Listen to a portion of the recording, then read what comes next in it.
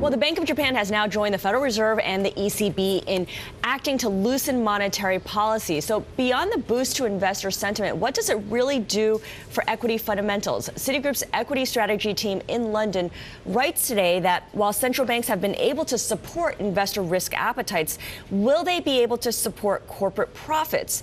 Profits look more vulnerable than at any other point in the last 3 years. And they say that earnings per share in Japan and Europe are already in recession. In other words, more than a 10% drop. And in places where earnings per share is still growing, they're getting closer and closer to stall speed. And in just looking at the latest statistics for what people expect for third quarter U.S. earnings per share, we're looking at an estimated drop of 1.8%. Yeah, Jason Trennert on later. Jason on later to talk about So maybe this the Fed can't help corporate earnings. Maybe the Fed can't really help employment, which is what it's trying to do. We just brought this up with John Riding. I want to highlight Jeff Lacker's speech. He's the president of the Richmond Federal Reserve, and he is the one and only dissenter to this policy. He voted against it, and he defended himself last night in a speech saying monetary policy is simply unable to offset all of the ways in which various frictions impede the economy's adjustment to various shocks. Boy, this is central banky kind of speak. Also talking about the risks here, further monetary stimulus run the risk of raising inflation in a way that threatens the stability of inflation expectations. Bam, the simple translation here is